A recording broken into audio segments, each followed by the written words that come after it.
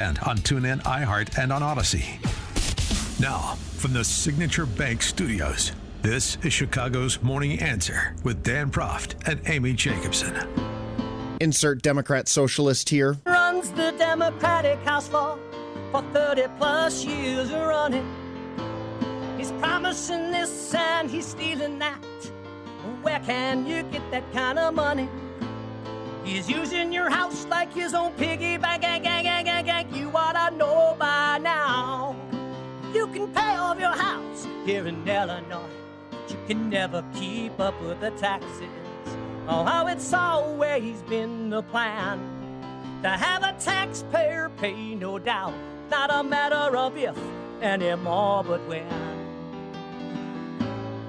you're moving out. I said, when you're moving out.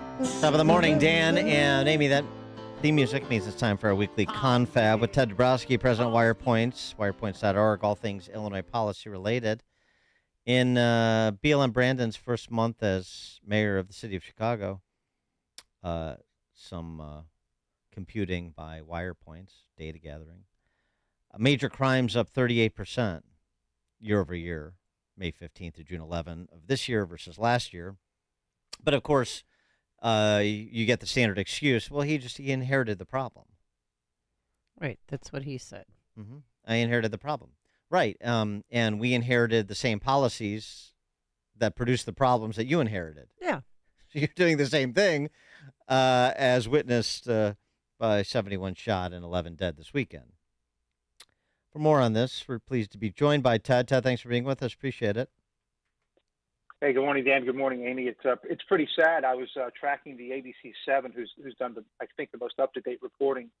You almost need a counter because this number started at in the 20s and it goes to 40, and then I saw 50s, and then this morning I saw 71 shot. They're probably still counting. 71 shot, 11 murdered. It's something that Brandon Johnson inherited, and so he's still kind of watching to see what happens. Well, I mean, this is the whole, I inherited a mess routine. It's always, else's fault. And you get a honeymoon for a while, but I mean, is there any indication that he is going to do anything different than Lori Lightfoot did? I mean, is there any... he said we have to change the culture, and then he said corporations have to help out. Well, okay, I don't know why corporations have to. So what is he going to do? What are you going to do? What are the policy choices? Is there any policy, Ted, that you've heard emanating from the mouth of BLM Brandon that represents a different approach? No, not at all. Actually, he's leaning into the traditional approach that Lightfoot took, and more this quote spending money in communities and maybe bringing in the corporations. They're going to bring their wisdom in. They haven't had any wisdom for a couple decades, so now they're going to show up. The concern for me is that, well, it's not a concern, but it's the continuation. He's actually leaning into it more. And he even said, when he said these comments yesterday, that I knew what I was inheriting. He also added in there's something like, anybody who thinks you can stop this in one day, it's not going to be the policing that does it. He just continues to move away from really what I think we need to really get serious about is tamping down on crime immediately. And this is typical of a person who's never run a business. When you have a crisis, when you have a fire, the first thing you do is put it out, and then you solve the root causes. He's letting the fire burn. And when you look at the Memorial Day weekend, when you look at the weekend after that, last one we had a week ago, we had cold weather, so it was I think only 4 murdered. But we're back. These are big numbers, and we're tracking pretty badly to start we were under last year's murder count. Now we're going to get pretty close to tracking the same level. So he doesn't have any idea of how to put out the fire, and so he's going to be just watching. And I think as we talked about before, it's all black. A lot of it's black on black. The blacks are the victims. He's going to lose control and backing of the people that put him in there. Well, what's the latest on when he takes office? He's going to move up 200 foot patrol officers and put them in the detective division. Has any of that happened? Well, I looked at the count of the beat cops. They're down 19% a couple of months ago compared to when Lori Lightfoot took office. So we had many fewer beat cops. It's up slightly, but still not anywhere where it needs to be. So it's still down a good, whatever it was, 17% or something. So the beat cops aren't there, and that was one of the problems. I think at the Lincoln, there was the shootings in Lincoln Park at the Lincoln Zoo, and there were no beat cops to be found if I saw the reporting right. So it's a big mess. But I will tell you this: Governor Pritzker did say something over the weekend about this on Friday to Mike Flannery, and it's funny to hear him say it because he doesn't say things like this. But he did finally come out and say we need more policemen. Oh, wow. He said we need more, this 1,500 more. But of course, he didn't say anything about the fact that you can throw more policemen in there, but if they don't have the backing, if they don't have if they don't have prosecutions to back them, if they don't have sentencing to back them, you can put as many policemen as you want. It's not going to make a difference. Pritzker doesn't care one iota about Chicago. He doesn't want any part of it, because if he intercedes in any meaningful way, then he owns what's happening in Chicago. He is staying, just like he stayed away from the mayor's race, he's staying as far away from anything Chicago related as he can, other than making sort of pro forma, more police statements like that, and then running away, to the extent that his legs won't break, running away from these issues. Yeah, I agree with you. There's, from a political perspective, there's no reason for him to touch it, especially if he's got his presidential ambitions. So he's got to pretend that Brandon Johnson, he'll throw Brandon Johnson into the bus when he needs to, and he'll throw a few, like you said, a few pro forma things. Brandon won't do any of them, and Brandon will own it. Well, and Brandon should own it. But then you stretch it out to Willowbrook, right? And then you start to get back into Pritzker's territory, because that's more of a state issue, right? It's starting to spread out in the state, and that the 71 shootings we're talking about don't even include the 20-something that were in Willowbrook. So the numbers are massive.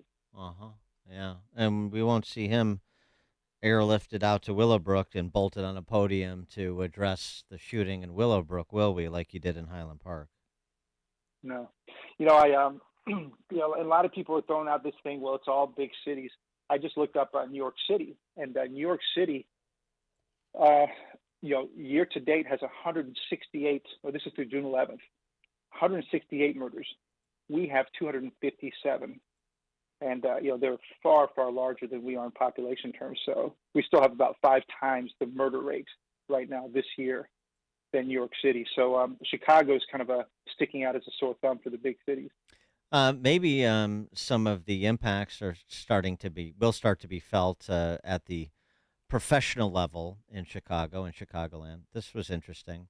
Invesco sold its Northwater Apartments building, a 400-unit property on North Water Street in Streeterville, at a 28% discount over the price it paid in 2016. Brokers and landlords say many out-of-town investors have redlined Chicago, wary of the risk of rising property taxes, the city struggles in addressing crime, and the tax and spend policies of the new mayor. You can't blame him for redlining it, because again, the same thing that he said earlier about more money for investments and all that. Civic Federation put out a report about which taxes that he wants to pursue need state support, and which taxes can be done locally. Right. And I don't know. He may not get the support he wants from the state. And if that's the case, as we've said before, he's going to have to hike property taxes and head taxes, and those taxes that only he controls. It's got to scare people, because he really has no outlets. He's not attacking the crime problem, so that's getting worse. The finances are going to continue to get worse as the COVID money runs out. And when you take into account all this doom loop stuff of fewer people coming in, rents and leases and occupancy rates going down, the doom loop thing becomes a more and more real thing. I don't. It's really hard to predict. Chicago is still a beautiful town. It still has great assets and all that. So taking a 5 and 10 year view is hard to say, but the trajectory right now is horrendous, I'd say. Something else that's interesting, and it's going to lead more people perhaps to lands of greater opportunity like the Peach State and the Sunshine State. Georgia and Florida are the latest states to remove a barrier to state jobs. Government employers can now hire any worker with the skills necessary to do a particular job, regardless of whether he or she has a college degree. Those are Republican governors, Kemp and, of course, DeSantis, who signed similar legislation into law that You can work for the states of Georgia and Florida, even if you don't have a college degree. It's up to the agency and the personnel to decide. Yeah, I mean, I think there's a lot of interesting issues in there. We've seen how a lot of the people who are degreed aren't that smart, but you need smart people and you need good people to do work. And I think in today's world, you don't necessarily have to have a college degree to do that. But certainly to fund, it's getting harder and harder to hire people. So, it's smart. I think they're freeing up the market and it's smart. Yeah, right. And removing the opposite of what we are. Yeah, removing an artificial barrier. You have a college degree. That means you're necessarily more capable of doing a particular job in state government or, frankly, just about anywhere else. Maybe not. How about the employer decides, even if the employer is the state? I like that. And I like the non-college degree being able to compete with the college degree. That's what I really like. To really expose the quality of the education that so many of these college-educated young people earned and associated skill sets or lack thereof.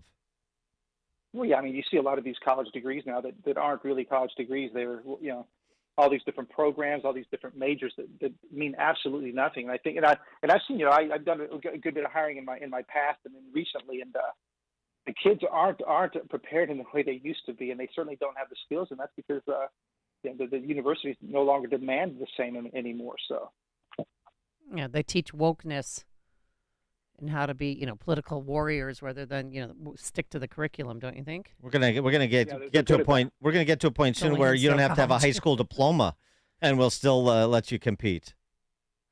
Well, I tell you, there's something to be scared about right now in Illinois, and this has been a big problem.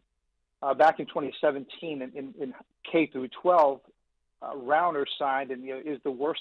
And I've said this over and over. It was the worst until Amendment 1, this Workers' Right Amendment.